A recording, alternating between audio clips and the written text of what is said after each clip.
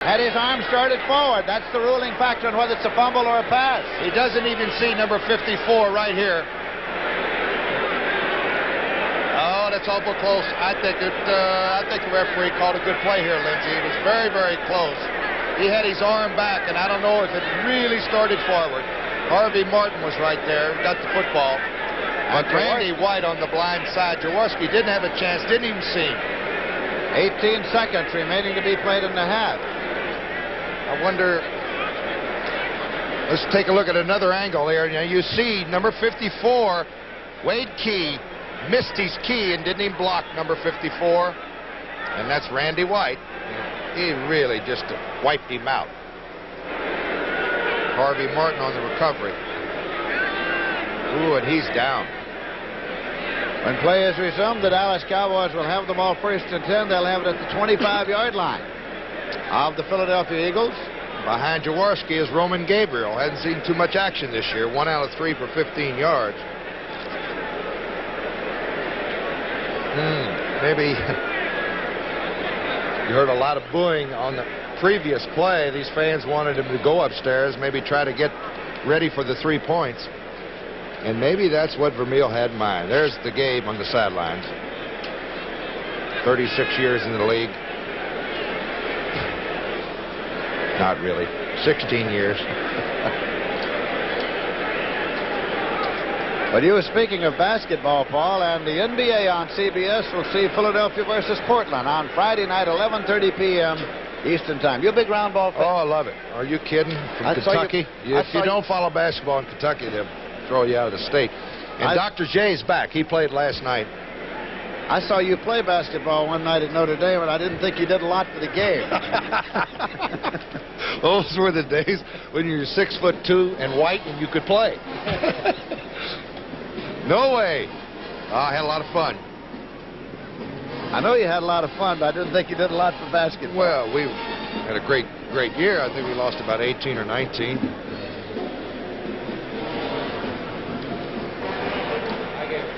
Let's take another look. Oh, did he get popped? Now that's full speed. That's not slow motion, folks.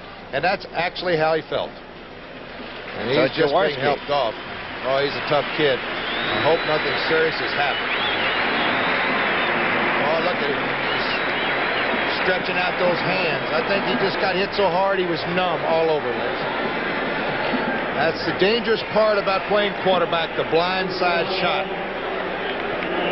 He was looking to his right, didn't even see Randy White.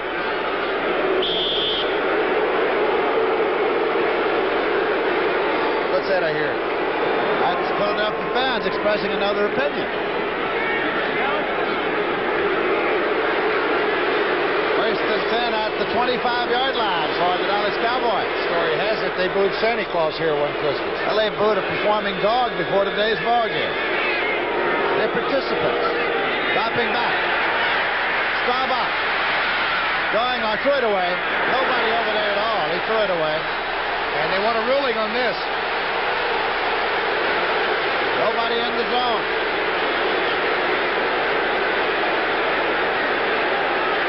11 seconds remaining to be played in the half. The Eagles are leading 7-6. Did not get the ruling here. Nobody was in the left corner of that end zone where the ball ended up.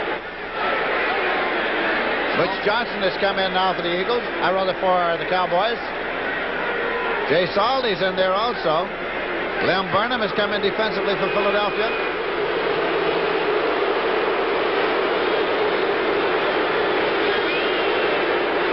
Newhouse and Dorsett for Roger Staubach. Staubach brings it out to Newhouse. Trying to walk the tightrope. He got inside the 20. 4 seconds on that clock. In comes Efrain Herrera. Efrain Herrera in field goals this year is 11 for 16. He's tied with Earl Mann for the lead. The number of field goals, 11. Line of scrimmage is the 17. Charlie Waters will hold at the 24, making it a 34-yard field goal attempt for Efrain Herrera. Waters puts it down. It is no good. It is wide. No good. has run out. Time has run out on the missed field goal attempt, and the Eagles retain the lead at halftime, as the Philadelphia Eagles are leading the Dallas Cowboys by a score of 7-6 at the end of the first half. And Dick Vermeil was the first on the field. He's still out there arguing with the referee on some call. I think it was the pass into the left corner of the end zone. Vermeil went all the way over to the 30-yard line. There he is, and he's hot. And I think it was that play, Lindsey, where Staubach threw it into the left corner of the end zone. Boy, he's mad. He is that, and it was because, I think you're right, that there was nobody anywhere near in that zone, and they thought it was grounding. The preceding announcement was brought to you as a public service by the National Football League. The Eagles coming back onto the field, and Jaworski apparently is healthy again. It's he warming up. I don't know how healthy he is. I know one thing. He's shaking his head a little bit down on that sidelines, Lindsey, and I'm sure he still feels that tremendous lick by Randy White. There's your first half stats, and one big statistic stands out, Lindsey. Philadelphia, 5 yards passing. And they're going to have to move the football, put some passes, make some passes complete, because Dallas has been on the field about 6 minutes more than the Philadelphia Eagles, and you know as well as I, something's going to break there. Dick Vermeil, the head coach of the Eagles, coming off the field at halftime, and he's upset. He's already been talking to the referee, and his assistants are restraining him there as he comes on off. He's unhappy over a call. Roger Staubach, just before the halftime intermission on a pass play, threw the ball down into the left corner, and there was not a receiver anywhere near, and the Eagles thought that intentional grounding should have been called. And, of course, that would have been a big play for the Eagle defense there. That's 15 yards and a loss of a down. But he didn't get it, but as things turned out, the field goal was wide to the left. Dick Vermeil, who came to the Philadelphia Eagles from UCLA. He had come into professional football originally on the staff of Tommy Prothro, and Prothro moved from UCLA to the Rams. And Tom Landry, the only head coach that the Dallas Cowboys have ever had, regroups his little group. I tell you, if you follow yards gained, of course, everybody follows Tony Dorsett, Dallas fans. He's got 39 yards and 8 carries. Newhouse 23 yards and 6 carries. Preston Pearson picked up 11 yards and 6 carries. For the Eagles, Sullivan and Hogan. Sullivan has 38 yards and 6 carries. Hogan has rushed 12 times for 36 yards. Staubach's 8 out of 14 for 67. Jaworski 3 out of 7 for 33. Philadelphia Eagles realize, of course, that in having a 1-point lead at halftime, they've done a tremendous job for half the ball game. But the trouble in opposing a team of the caliber of the Dallas Cowboys is that you have to oppose them yet another half. Marshall is dropping back, number 22, and Herb Lusk is dropping back there also. So it's Marshall and Lusk to receive the kickoff for the Philadelphia Eagles. A friend Herrera will kick off as we start the second half. This is Lindsey Nelson with Paul Horning at Veterans Stadium in Philadelphia, and the score is Philadelphia 7, Dallas 6. It's over to Larry Marshall's side of the field. He has it at the 10, at the 15, Marshall to the 20. 25 and upended there as he got across the 25-yard line. It was Guy Brown, number 59. It was an 18-yard return, and the ball is spotted at the 27-yard line, 1st and 10. Second good play, Guy Brown is performing on them special teams for Dallas. He gets down in a hurry.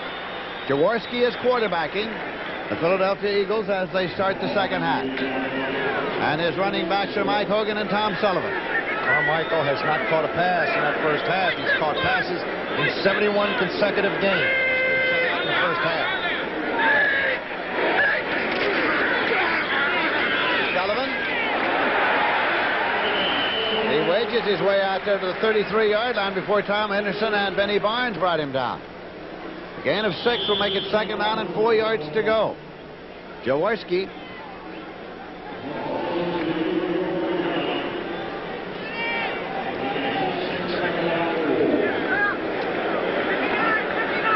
Carmichael is far to the left side. Charlie Smith far to the right side for Jaworski.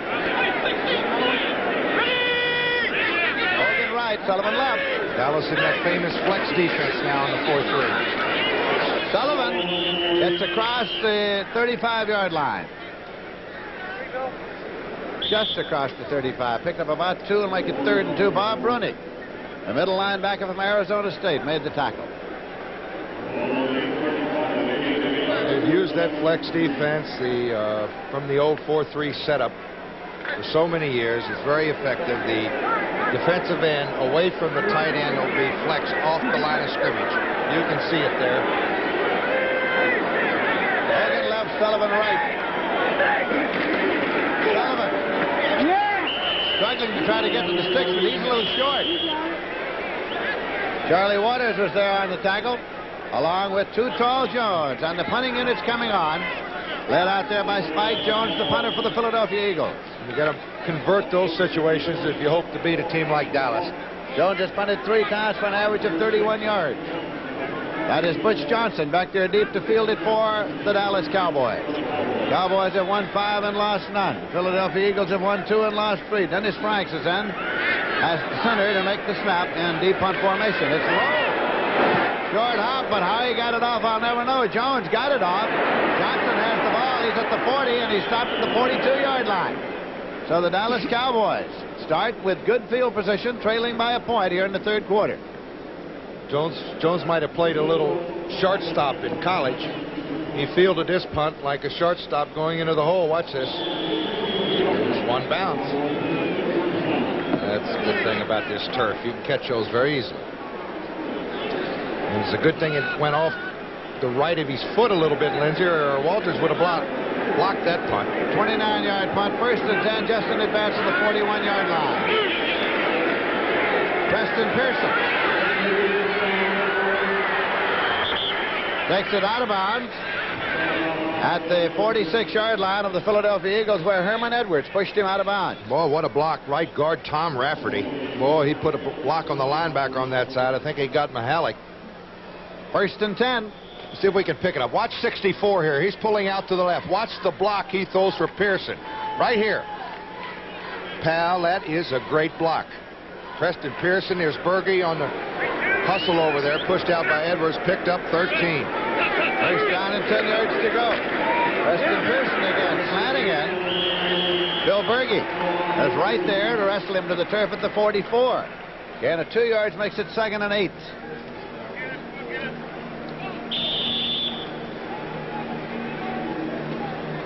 Roger Staubach, quarterback of the Dallas Cowboys. #1 ranked passer in the National Football Conference. Starting play today. Cleveland leading Buffalo 13-10 at the end of the 1st half. Morris Gregg, head coach of Cleveland. Who's he?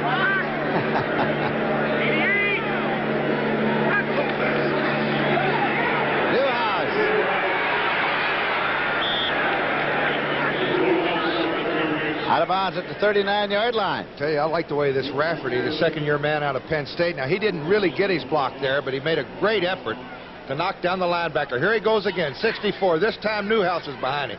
Now, watch the effort here. Now, he keeps on rolling. You see him roll with that? Lindsey, he got enough of the linebacker to really take him out of the play. Didn't knock him down, but that is extra effort. Newhouse there, number 44. He's carried 7 times for 29 yards.